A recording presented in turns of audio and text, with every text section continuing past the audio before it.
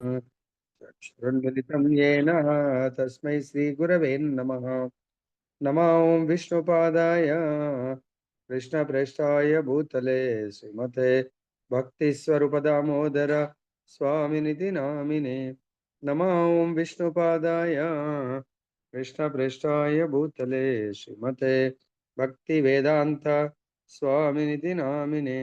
नमस्ते सरस्वती देवीं गौरवाणी प्रचारिणे निर्विशेष शून्यवादी पाश्चात्य देशधारिणी। जय श्री कृष्ण चैतन्य प्रभु नित्यानंद श्री अद्वैत गदाधर श्रीवासदि गौर भक्त वृंद। हरे कृष्णा कृष्णा कृष्ण हरे हरे हरे राम राम राम हरे हरे। जय बोलो ग्रंथराज श्रीमद भगवद गीता की जय। श्री राधारमन लाल की जय। जगन्नाथ बलदेव सुभद्रा महारानी की जय। गौर निताय भगवान की जय। जगत गुरु श्री ప్రభుపాద की जय। श्री శ్రీపాద్ గురు మహారాజ్ की जय। ఈ రోజు మనం చర్చిస్తున్నటువంటి అంశం ఏంటంటే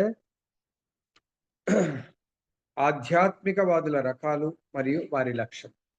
సో ఆధ్యాత్మికవాదులు అంటే స్పిరిచువల్. సో ఆధ్యాత్మిక అంటే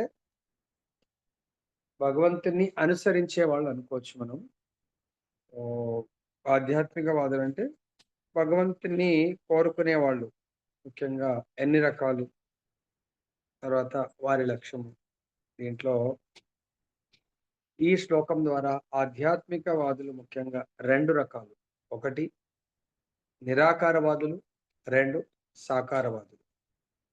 సో నిరాకారవాదులు భగవంతుడికి ఆకారం లేదు, సర్వాంతర్యామి, సర్వం భగవంతుడు ఉంటాడు, ఏ విధంగా శూన్యం, ఆకారం రహితంగా ఉంటాడు అనుకుంటారు వాళ్ళు కూడా భగవంతుడి యొక్క శాస్త్రాలనే అనుసరిస్తారు. మరి శాస్త్రాల ద్వారా వాళ్ళు భగవంతుడికి ఆకారము లేదు అని ప్రూవ్ చేసుకుంటారు. సో భగవంతుని మనం ఆల్రెడీ పొద్దున మనం చర్చించాము 1.2.11 ప్రకారం భగవంతుడు 3 తత్వాల్లో అర్థమవుతాడు.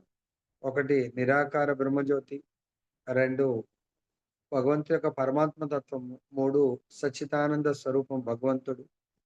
సో నిరాకారవాదులు భగవంతుడి యొక్క మొదటి తత్వము నిరాకార బ్రహ్మజ్యోతే వాళ్ళ యొక్క లక్ష్యము. ఈ దేహం వదిలేసిన తర్వాత ఆ బ్రహ్మజ్యోతిలో లీనమైపోవాలనుకుంటారు.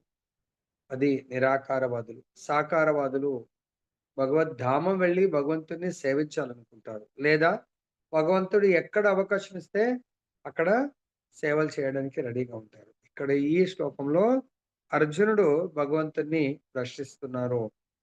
ప్రభు, నీ భక్తియుక్త సేవలో సర్వదా యుక్తముగా అంటే ఒక పద్ధతి ప్రకారం నెలకొన్నవారా, లేదా అవ్యక్తమైన వ్యక్తము కానటువంటిది, అవ్యక్తం అంటే వ్యక్తము కానటువంటిది, కనబడనటువంటిది నిరాకార బ్రహ్మమును అర్చించేవారా, వీరులు ఎవరు పరిపూర్ణులుగా భావింపబడతారు అని అర్జునుడు భగవంతుని ప్రశ్నిస్తున్నారు. అంటే రాబోయే కాలం ఇప్పుడు మనందరం కూడా చాలా మంది అటు సైడ్ కూడా ఉన్నారు. నిరాకార కొన్ని సత్సంగాలు, చాలా పెద్ద పెద్ద సత్సంగాల్ని, దానికి ఎంతో మంది ఫాలోవర్స్ ఉన్నారు. నిరాకార సత్సంగం అని చెప్పేసి భగవంతుడు ఆకారం ఉండి భగవద్గీత బోధిస్తా ఉంటే ఆయనని నిరాకారం, ఆయన ఇంత చక్కగా మీకు మొబైల్లో కనబడతా ఉంటే లేదు లేదు అక్కడ చెప్పే వాళ్ళకి ఆకారం లేదు అన్నట్టు ఉంది అన్నట్టు. సో ఇక్కడ భగవంతుడు భాష్యంలో చెప్తున్నారు, ప్రభుపాదుల వారు, శ్రీకృష్ణుడు సాకారము నిరాకారము విశ్వరూపం గురించి నానా రకాలైన భక్తులు యోగుల గురించి ఇప్పటిదాకా వివరించారు. 11వ అధ్యాయం వరకు భగవంతుడు సాకార నిరాకార విశ్వరూపాన్ని గురించాడు. తర్వాత రకరకాలైనటువంటి భక్తి యోగుల్ని కూడా, ధ్యాన యోగుల్ని కూడా భగవంతుడు బోధించారు. వాళ్ళ యొక్క గుణగణాలు, వాళ్ళ లక్షణాలు, వాళ్ళు ఎలా ఉంటారనేది. తర్వాత ఇక్కడ చెప్తున్నారు ఆధ్యాత్మికవాదులు అంటే, ఆధ్యాత్మికం అంటేనే భక్తి మార్గము. సో వాళ్ళు కూడా భక్తినే ప్రాక్టీస్ చేస్తారు, కానీ లక్ష్యం వేరన్నట్టు. వాళ్ళ లక్ష్యము భగవంతుడి యొక్క నిరాకారము. వాళ్ళని నిరాకారవాదులు అంటారు. సాకారవాదులు అనేది భగవంతుడికి ఆకారం ఉంది కాబట్టి ఆకారాన్ని సేవించాలి. సాకారవాది భక్తుడు పూర్ణ శక్తితో తన శక్తి, బుద్ధి అన్నిటితో కలిపి భగవత్ సేవలో నెలకొని ఉంటాడు. మనం ఆల్రెడీ పొద్దున భాగవతంలో మనం చర్చించాము. దేవహూతి కపిల భగవానుడి దగ్గర బోధనలు విన్న తర్వాత సంపూర్ణంగా భగవంతుడి యొక్క నామరూప గుణ లీలల శ్రవణం చేసింది కాబట్టి సంపూర్ణ ధ్యానంలో భగవంతునే సేవిస్తూ ఆమె ఎలా పూర్ణత్వాన్ని పొందుతుంది. ఇక్కడ కూడా సాకారవాదులు భగవంతుడి యొక్క భక్తియుక్త సేవలో నియుక్తం అవ్వాలనుకుంటారు. అదే నిరాకారవాదులు భగవంతుడి యొక్క ప్రత్యక్ష సేవ కాకుండా పరోక్ష, అవ్యక్త, వ్యక్తము కానటువంటి నిరాకార బ్రహ్మ ధ్యానంలో నెలకొని ఉంటారు. ఎవరు? నిరాకారవాదులు. సాకారవాదులు భగవంతుడి యొక్క ప్రత్యక్షమైనటువంటి సేవను చేస్తూ తర్వాత మరి భగవంతుడి యొక్క ప్రత్యక్ష సేవ ఎట్లా? ఆచార్యులు చెప్తారు. సో చల్తే ఫిర్తే హిందీలో అంటే నడుచుకుంటూ భగవద్ రూపం, భగవత్ స్వరూపం, భగవత్ ప్రతినిధులైనటువంటి సాధు సంతులు తర్వాత ఆచారులని యొక్క సాంగత్యం కోరుకుంటూ వాళ్ళని సేవిస్తూ ఉంటారు. సో ఇక్కడ భగవంతుని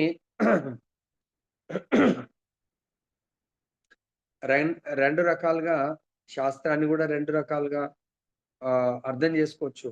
భాగవతము, భాగవతుడు. భాగవతము భాగవతుడి ద్వారా మనకు అర్థమవుతుంది. ఏమని అర్థమవుతుంది?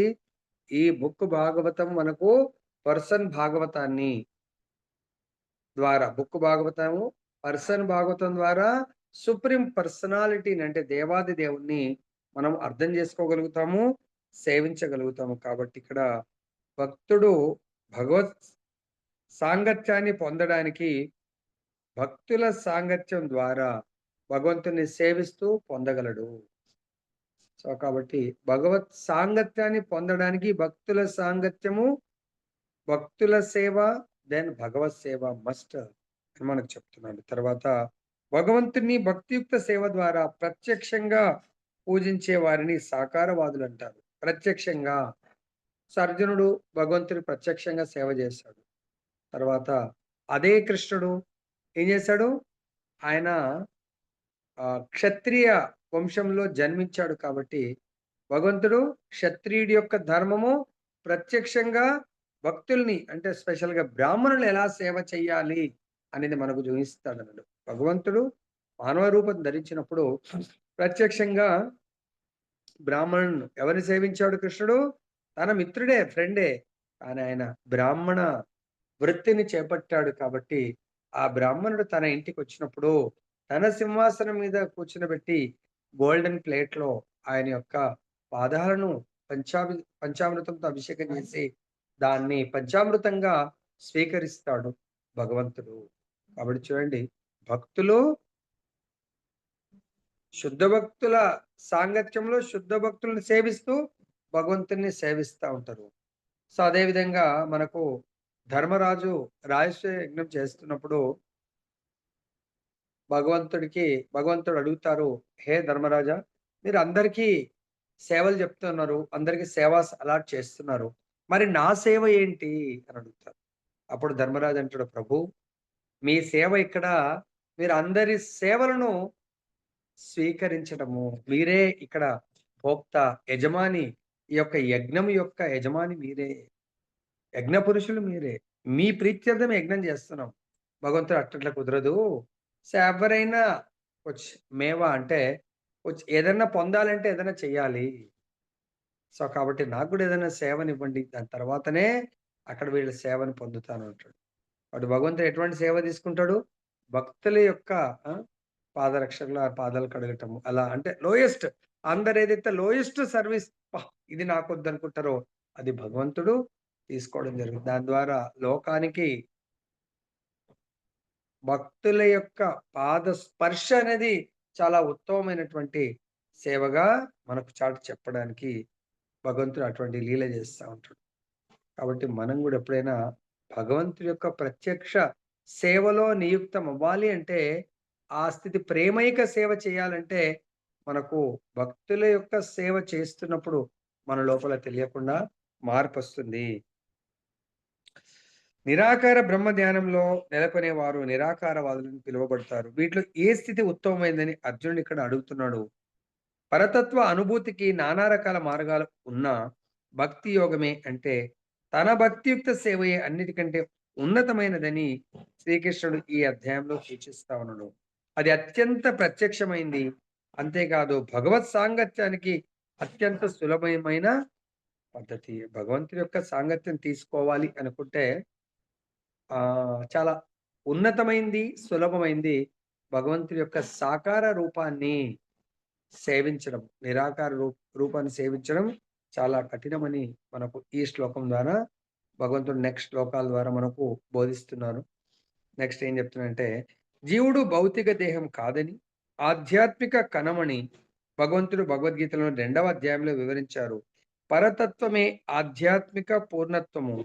జీవుడు ఆ పూర్ణత్వం యొక్క అంశయని, అతడు తన శ్రద్ధనంతా పూర్తిగా పూర్ణత్వం వైపునకే మళ్లించాలని ఆ దేవదేవుడు 7వ అధ్యాయంలో చెప్పాడు. దేహాన్ని విడిచే సమయంలో శ్రీకృష్ణుని స్మరించేవాడు శీఘ్రమే ఆధ్యాత్మిక ఆకాశానికి అంటే కృష్ణ లోకానికి చేరుకుంటాడని తిరిగి 8వ అధ్యాయంలో చెప్పబడింది. ఆంతరములో తననే నిరంతరం తలిచేవాడు యోగులందరిలోనూ పరిపూర్ణుడని భగవంతుడు 6వ అధ్యాయం 6.47 నిన్న ఆల్రెడీ చెప్పాము. చివరిలో స్పష్టంగా చెప్పాడు. అంటే మనిషి శ్రీకృష్ణుని సాకార రూపానికే ఆసక్తుడై ఉండాలని ప్రతి అధ్యాయంలోనూ సారాంశంగా చెప్పబడింది. ఎందుకంటే అదే అత్యున్నతమైనటువంటి ఆధ్యాత్మిక అనుభూతి. ప్రతి చాప్టర్లో సారాంశం భగవంతుడు సుప్రీం, మనం భగవంతుడి సేవకులం. 2వ అధ్యాయంలో మనం భగవంతుడి యొక్క ఆత్మ, భగవంతుడి యొక్క అంశ. తర్వాత 7వ అధ్యాయంలో మనం వాసుదేవ సర్వమితి సమహాత్మ సుదుర్లభ, వాసుదేవుడే సర్వస్వము అని మనకు ఏ శ్లోకంలో చెప్పారు? 7వ అధ్యాయంలో జీవుడు ఆ పరిపూర్ణత్వం యొక్క అంశాన్ని అతడు తన శ్రద్ధంతా పూర్తిగా పూర్ణత్వం వైపుకే మళ్లించాలని భగవంతుడు. మన యొక్క ధర్మం ఏంటంటే వాసుదేవ సర్వమితి. వాసుదేవుడి సర్వం, ఇంకా జీవుడి కొరకు వాసుదేవుడు తప్ప ఇంకెవరు లేరు అనేది మనము సంపూర్ణ విశ్వాసంతో అర్థం చేసుకొని మన చిత్తమునంతా మన మనసునంతా ఆ డైరెక్షన్ లో మళ్లించాలి. అది అటువంటి మహాత్ములు సుదుర్లభము, చాలా దుర్లభము. అలా పాటించేవాళ్ళు, బోధించేవాళ్ళు. అలా ఒకవేళ వాసుదేవుడే సర్వస్వము అని మనం విశ్వసించి మన జీవన ప్రయాణం కొనసాగిస్తే ప్రభుజీ నాకేంటి లాభము అంటే 8వ అధ్యాయము 7వ శ్లోకంలో చెప్తున్నారు. తస్మాత్ సర్వేషు కాలేషు మాం అనుస్మర యుధ్య చ మయ్యర్పిత మనో బుద్ధికి మామే వైశ్యస్య సంశయ. అంటే నీ బుద్ధిని, నీ మనసు అంతా కూడా ఆ భగవంతుడి వైపుకు, ఇక్కడ ఏమంటారు, నీవు సర్వదా శ్రీకృష్ణుని రూపంలో ఉన్న నన్ను స్మరిస్తూ డైరెక్ట్ చెప్తున్నాడు. అర్జున్ సర్వదా శ్రీకృష్ణుడి రూపం అంటుడు, వేరే రూపం కాదు. శ్రీకృష్ణుడి రూపంలో ఉన్న నన్ను సర్వదా స్మరిస్తూ, అదే సమయంలో స్మరిస్తూ బట్టి కూర్చోమని లేదు. నీ కర్తవ్యమైనటువంటి యుద్ధాన్ని చెయ్యు. మనం కూడా బిజినెస్ చేయాలా, ఆఫీస్ వెళ్ళాలా, మన కర్తవ్యం ఏదైతే ఉందో దాన్ని చేస్తూ నీ కర్మలను నాకు సమర్పించు. నీ కర్మలు ఏదైతే ఉందో నాకు సమర్పించండి. నీ మనస్సు బుద్ధులు నా యందు స్థిరంగా, ఈరోజు కృష్ణుడి యందు మనస్సు బుద్ధి పెట్టి రేపు ఇంకో దేవత యందు, ఎల్లుండి ఇంకో దేవత యందు, లేకుంటే ఇంకా ఎల్లుండి ఇంకా వేరే యందు పెట్టకండి. లేకుంటే ఈరోజు అన్ని బాగున్నాయి కృష్ణుడి యందు, రేపు మా ఇంట్లో ఏదో బాగాలేదు, సో అప్పుడు కృష్ణుడి యందు కాకుండా ఇంకొకరి యందు. అలా కాదు, సర్వకాల సర్వవస్థల యందు కృష్ణుడి యందు పెట్టినట్టు అయితే 8వ అధ్యాయం ప్రకారం శీఘ్రమే ఆధ్యాత్మిక ఆకాశానికి అంటే కృష్ణ లోకానికి చేరుకుంటాడు అని మనకు 8వ అధ్యాయం చెప్తుంది. ఆంతరంలో తననే నిరంతరము 6వ అధ్యాయము 47వ శ్లోకంలో ఎవరు ఉత్తమమైనటువంటి యోగి అంటే ఆ చాప్టర్ యొక్క సారాంశం. యోగినామపి సర్వేషాం మద్గతేనాంతరాత్మన శ్రద్ధావాన్ భజతే యో మాం సమే యుక్తతమో మతః. భగవంతుడు ఇక్కడ చెప్తున్నాడు, అత్యంత మామూలు శ్రద్ధ కాదు, అత్యంత శ్రద్ధతో సర్వదా, సర్వకాలాలు, సర్వవస్థలందు, సర్వ పరిస్థితులందు సర్వదా ప్రభుజీ నాకు ఈరోజు బాగాలేదు, నేను కృష్ణుడి ప్రోగ్రాంకు రాను, కృష్ణుడి జపం చేయను, కృష్ణుడి యొక్క కథామృతం వినను, కృష్ణుడి యొక్క కీర్తన అటెండ్ చేయను, అట్లా కుదరదు. అత్యంత శ్రద్ధతో సర్వదా అంటున్నాడు. సర్వదా అంటే ఆల్ కాదా? ప్రభు మా ఇంట్లో ఈరోజు కొంచెం చెడు జరిగింది ప్రభు. నేను చేయలేను ప్రభుజీ ఇంక కృష్ణుడిని. కుదరదు. నీ కర్మ అది. సర్వదా నాయందే కట్టుబడి ఉండేవాడు. మంచి చెడుని నీవెవరయ్యా డిసైడ్ చేసేది? నీ ప్రారబ్ధ కర్మను నువ్వు అనుభవిస్తున్నావు. ఆ ప్రారబ్ధ కర్మని అనుభవించడానికి కొరకే నీకు ఫ్యామిలీ వచ్చింది, వైఫ్ వచ్చింది, చిల్డ్రన్స్ వచ్చారు. ఇంకా మనకు తోడు కొంతమందికి కుక్కలొస్తున్నాయి. కొంతమందికి ఇంకెవరో వస్తారు. అలా ఎన్నో రకరకాల ఆఫీస్ వస్తుంది. ఒక బిజినెస్ వస్తది. ఆ బిజినెస్‌లో సర్వెంట్స్ ఉంటారు. వాళ్ళు మోసం చేయొచ్చు. ఇంట్లో సర్వెంట్ ఉంటారు. వాళ్ళు మోసం అంటే ఇవన్నీ ప్రారబ్ధ కర్మలు ఇవన్నీ గూడా తనయందే నన్ను నన్నే స్మరించువాడు. నాకు దివ్యమైన అన్ని కాలాల్లో, అన్ని పరిస్థితుల్లో దివ్యమైన ప్రేమతో సేవ చేసేవాడే అయినటువంటి యోగి నాతో నిత్యము ఉండేటువంటి యోగులలో ఉత్తమమైన వాడని చెప్తున్నాడు భగవంతుడు. తర్వాత అయినా శ్రీకృష్ణుని సాకార రూపానికి అనురక్తులు కాని వారు కొందరుంటారు. వారెంత దృఢంగా అనాసక్తులై ఉంటారంటే భగవద్గీతకు భాష్యాలు వ్రాయడంలోనూ వారు జనులను కృష్ణుడిని మళ్లించి వారి భక్తినంతా నిరాకార బ్రహ్మజ్యోతికే మళ్లించాలని వాళ్ళు ప్రయత్నం చేస్తా ఉంటారు. ఇంద్రియాలు చేరలేనిది అవ్యక్తమైన అయిన పరతత్వం యొక్క నిరాకార తత్వంని వారు ధ్యానించగోరుతా ఉంటారు. సో, భగవంతుడు రూపం ఉన్నదాన్ని చూడ్డానికి మనకు కళ్ళిచ్చాడు గానీ, రూపం లేని దాన్ని అక్కడ ఉన్న రూపం ఇప్పుడు నేను కనబడుతున్నాను. లేదు ప్రభు మీరు కనబడట్లేదు అంటే, మీరు వీడియో గాని లేకపోతే పక్కకు అట్లా పంపిస్తే అంటే దాన్ని స్క్రీన్ కనబడము. కనబడేదాన్ని నాకు కనబడతలేనంటే ఇట్ ఈస్ అబ్సల్యూట్‌లీ హోప్‌లెస్ అన్నట్టు. అలా తోవ తప్పించేస్తాడు. అక్కడ చెప్తుంది కృష్ణుడు కాదండి. అక్కడ ఒక పర్సను. కానీ భగవంతుడు ఆ ధ్వని గురించి, ఆకారం లేని దాని గురించి చెప్తున్నంటారు. కృష్ణుడు అంత క్లియర్‌గా తనను అడ్రెస్ చేస్తూ చెప్తున్నా, వాళ్ళు దాన్ని దారి మళ్లిస్తా ఉంటారు. కనుక యథార్థానికి 2 తరగతుల ఆధ్యాత్మికవాదులున్నారు. ఏ పద్ధతి సులభమైంది? ఈ తరగతులలో ఏది అత్యంత పూర్ణమైనది అనే ప్రశ్నను అర్జునుడిప్పుడు పరిష్కరించే యత్నం చేస్తున్నాడు. ఇంకొక రకంగా చెప్పాలంటే తాను శ్రీకృష్ణుని సాకార రూపానికి అనురక్తుడైన కారణంగా తన స్థితిని అతడు స్పష్టపరుచుకుంటున్నాడు. అతడు నిరాకార బ్రహ్మానికి అనురక్తుడు కాడు. తన స్థితి సురక్షితమో కాదో అతడు అనుకుంటున్నాడు. భౌతిక జగత్తులో గాని, భగవంతుని ఆధ్యాత్మిక జగత్తులో గాని నిరాకార తత్వము ధ్యానానికి సమస్య వంటిదే. నిజానికి మనిషి పరతత్వపు నిరాకార తత్వాన్ని సరిగ్గా తెలుసుకోలేడు. అందుకే అటువంటి కాల నష్టం వలన లాభమేమిటి అని అర్జునుడు అడగాలని అనుకున్నాడు. శ్రీకృష్ణుని సాకార రూపానికే అనురక్తుడు కావడము ఉత్తమమని అర్జునుడు 11వ అధ్యాయంలోనే అనుభూతం చేసుకున్నాడు. ఎందుకంటే ఆ విధంగా అతడు ఇతర రూపాలన్నింటినీ ఏకకాలంలో అర్థం చేసుకోవడమే కాకుండా శ్రీకృష్ణుని పట్ల అతని ప్రేమకు ఎటువంటి విఘాతం కలగబోదు. అర్జునుడి ద్వారా శ్రీకృష్ణునికి వేయబడిన ఈ ముఖ్యమైన ప్రశ్న పరతత్వపు నిరాకార, సాకార భావాల మధ్య భేదాన్ని స్పష్టపరుస్తుంది. కాబట్టి అర్జునుడు అందుగురించే ఇది అడగకముందే ఈవెన్ విశ్వ రూపాన్ని, తర్వాత చతుర్భుజ నారాయణ రూపాన్ని, తర్వాత ద్విభుజ శ్యామసుందర రూపాన్ని దర్శించుకున్నాడు. అంటే ఎప్పుడైనా అనుకోవచ్చు అది చెప్పింది కృష్ణుడు కాదండి. లేకుంటే అక్కడ చెప్పింది కృష్ణుడు. కానీ అక్కడ చెప్తుంది భగవంతుడి గురించి. భగవాన్ అని రాశారు గదా! కాబట్టి భగవాన్‌కి ఆకారం లేదు అనొచ్చేమో. కానీ అర్జునుడు ఇలా అనుకుంటాననే ప్రభు నీ యొక్క విశ్వరూపం భగవంతుడంటే ఎవరు? షడైశ్వర్య సంపన్నుడు. విశ్వరూపం అంటే విశ్వంలో మొత్తం చరాచర సృష్టి అంతా నీ లోపలనే ఉంది అనే విశ్వరూపాన్ని చూయించమన్నాడు. దాని తర్వాత ప్రతి ఒక్కరు విష్ణువు కూడా ఆకారం లేదనొచ్చు. కానీ భగవంతుడి యొక్క విష్ణు చతుర్భుజ నారాయణ రూపాన్ని కూడా దర్శించుకున్నాడు. రూపాన్ని దర్శించుకోవడమే గాదు. ఆ రూప వర్ణన చేశాడాయన. ఇప్పుడు సపోజ్ ఎవరన్నా ఈరోజు క్లాస్ జరిగిందంటే జరిగింది. మరి ప్రభుజీ ఆహ్, అంటే ఆయన ఫిజికల్‌గా తీసుకున్నాడా? లేకుంటే నిరాకారం తీసుకుందా అంటే, లేదు లేదండి ప్రభుజీ ఫిజికల్‌గా అందరు లైవ్‌లో క్లాస్ ఇచ్చారు. అవునా? నాకేం పిక్చర్ కనబడలేదంటే మీకు కనబడలేదేమండి? మాకు కనబడ్డది ఆరెంజ్ షర్టు ఇలా ఉన్నారు, ఇలా ఉన్నారని. ఎలా ఉన్నారంటే అద్దాలు కూడా పెట్టుకుంటారు. ఒకసారి తీశారు. మళ్ళీ ఇలా మనం ఏముందో ఎవరైతే చూస్తున్నారో కళ్ళతో చెప్పగలుగుతారు. ఎవరికైతే ఆ వీడియో కనబడట్లేదో చెప్పలేరు. కాబట్టి అర్జునుడు చెప్పడమే కాదు దాని యొక్క ఆ రూపము 2 రూపాల యొక్క వర్ణన చేయడం జరిగింది. కాబట్టి ఇక్కడ ఆ రూపాన్ని భగవంతుడి యొక్క సచ్చిదానంద రూపాన్ని సేవ చేయడం వల్ల అది చాలా అత్యంత పరిపూర్ణత్వము. మనకు గూడా దానివల్ల ఎంతో ఆనందదాయకము. సో, మనం గూడా ఎవరికన్నా పట్టి గాలి మాటలు చెప్పామనుకోండి, ఆనందపడరు. ఆ మాటలకు తగ్గ సర్విస్ చేశామనుకోండి, చేసినందుకు మనకు ఆనందం ఉంటది. తీసుకుంటున్నందుకు వాళ్ళకు గూడా అత్యంత ఆనందాన్ని అనుభవించగలుగుతారు. సో, కాబట్టి ఇక్కడ దీని ఆన్సర్ రేపు మనకొస్తుంది. సో, ఈ విధంగా సాకారవాదుల్లో గూడా మళ్ళీ సాకారవాదులంటే భగవంతుని ప్రత్యక్షంగా సేవ చేయటం.